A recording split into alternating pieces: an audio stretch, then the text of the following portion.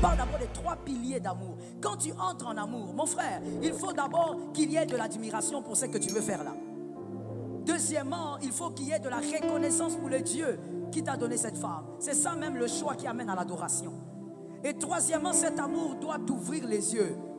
Tu dois mieux voir. Par la grâce de Dieu que ça tombe sur une âme. Parlons du premier pilier en profondeur. C'était quoi le premier pilier?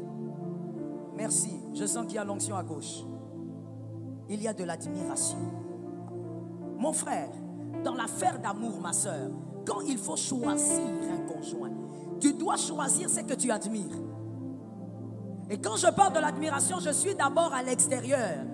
Frère trop spirituel, je te ramène un peu sur terre. Je parle ou je laisse? Je parle ou je laisse? Je te ramène d'abord sur terre. Toi qui aimes trop l'intercession, là, tu parles beaucoup en langue là-bas. Ça, c'est pas les histoires de parlant, non. L'admiration. Adam n'a pas dit voici cette fois celle parce qu'il avait écouté l'intelligence de Ève. Adam a parlé parce que la beauté extérieure de Ève l'avait attiré. Tu ne peux pas te marier avec ce qui ne t'attire pas. On ne se marie pas par contentement. On ne se marie pas par faute de mieux. Non, parce que la femme que je voulais avoir, le genre de taille que je voulais, comme je n'ai pas trouvé, je prends même celle-ci. On n'accepte pas le contentement dans cette histoire. C'est une histoire de toute une vie. Tu ne dois pas t'engager dans une affaire où tu supportes la beauté que tu vois. Tu ne dois pas supporter, tu dois admirer. Est-ce que quelqu'un m'entend?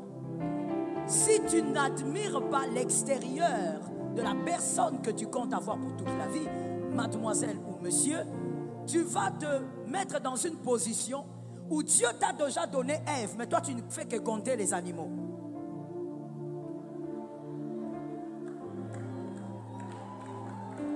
Je parle ou je laisse?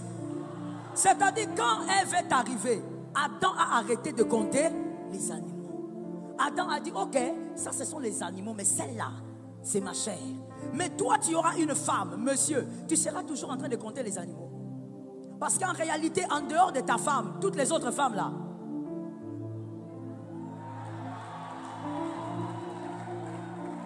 mais toi, tu seras là, tu es marié, mais tu continues à saliver quand tu vois les hommes. Quand les hommes passent là, le cou s'est cassé. Mais tu as un mari. Tu es marié, madame, mais tu continues à regarder les hommes d'autrui. Parce qu'au fait, toi tu t'es marié parce qu'à l'église on avait dit, oui, cet homme-là, si vous êtes ensemble, vous allez bien évangéliser. On ne se marie pas d'abord pour évangéliser. Même pour évangéliser, il faut d'abord que la personne avec qui tu seras, que tu sois capable d'admirer l'extérieur. Que quelqu'un me dise extérieur. Dieu n'est pas contre l'extérieur. Il ne faut pas croire que l'onction tue la beauté. L'onction n'est pas contre la beauté. L'onction même c'est la beauté. Est-ce que quelqu'un m'entend bien? L'onction même c'est la beauté. La Bible parle de plusieurs hommes dans la Bible en disant qu'il était très beau.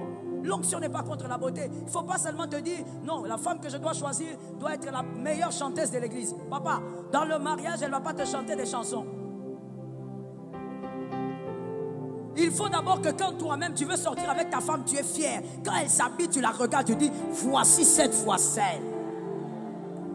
Tu n'es pas en train de te marier avec une femme courte alors que toi tu voulais une grande. Tu vas devenir tu vas avoir une certaine carence à un moment. Tu regardes ton mari, tu te poses la question, celui-ci je l'ai eu.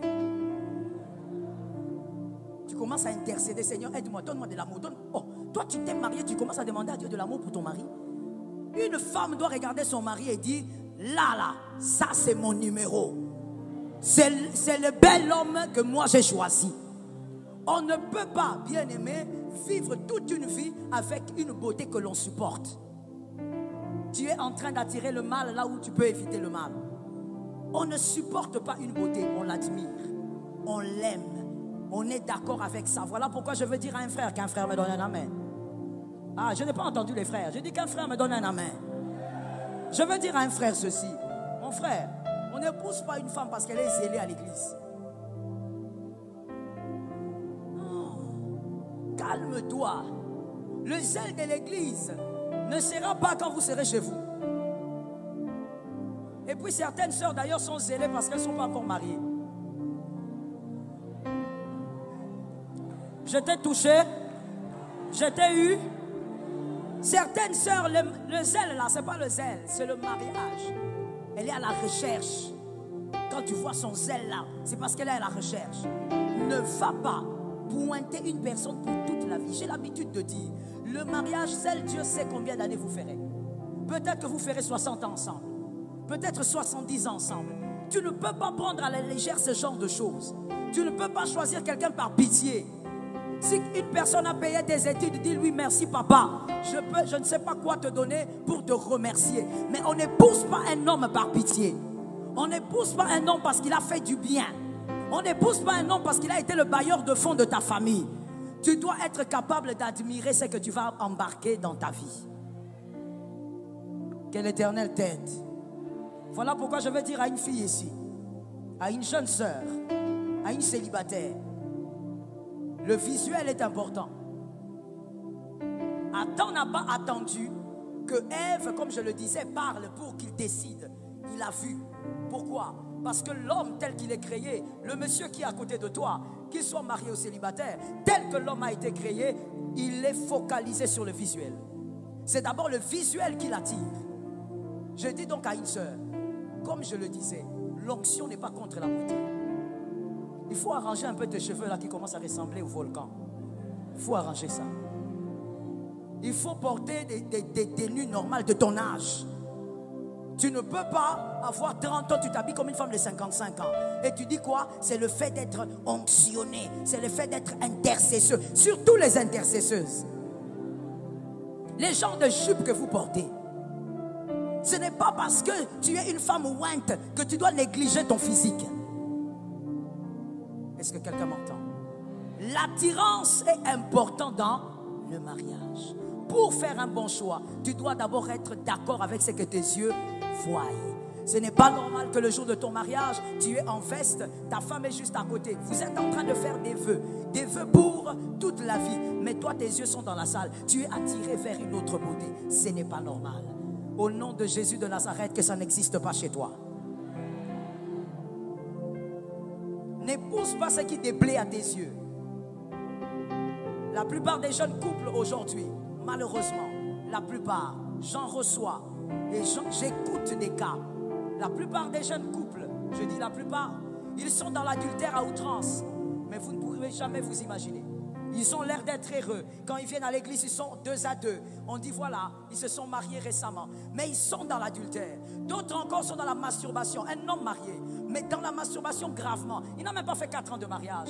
Un autre encore, tu le verras avec des maîtresses virtuelles. Surtout avec la technologie qui nous absorbe. Il a des maîtresses virtuelles. Tout ça pourquoi? Parce qu'il a épousé une femme. Parce que l'église avait demandé qu'il épouse celle-là. Mais lui n'est pas attiré envers cette femme-là.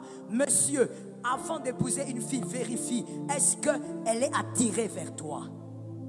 Est-ce que cette femme-là aussi est attirée vers ce qu'elle voit? Est-ce que toi-même, monsieur, tu es attiré vers ce que tu vois? Fais attention. Ça détruit les familles, ça détruit les couples. Comme je le disais, on ne supporte pas une beauté.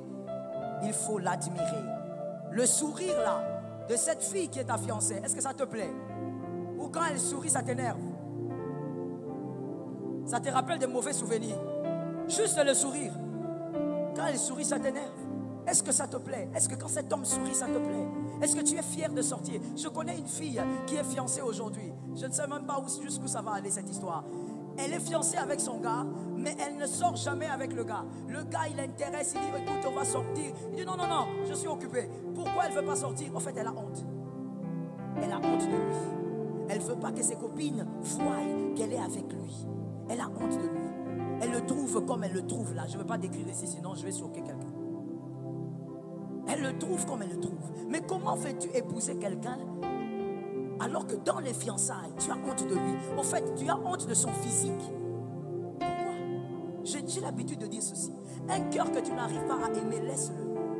Il y a quelqu'un qui saura aimer ce cœur-là. Est-ce que quelqu'un me capte? Si je vais dans le monde animal, je veux dire, le sourire de l'hippopotame peut scandaliser le lion. Mais la femelle hippopotame, elle aime ça. Donc c'est que toi, tu ne pourras pas gérer. Ne force pas, mon frère. Le mariage, ce n'est pas une course. Ce n'est pas parce qu'on a béni 3 filles cette année que toi aussi cette année seulement. Le mariage n'est pas une course. Marie-toi en réfléchissant correctement. Est-ce que la personne que tu as choisie t'attire? Que Dieu nous aide.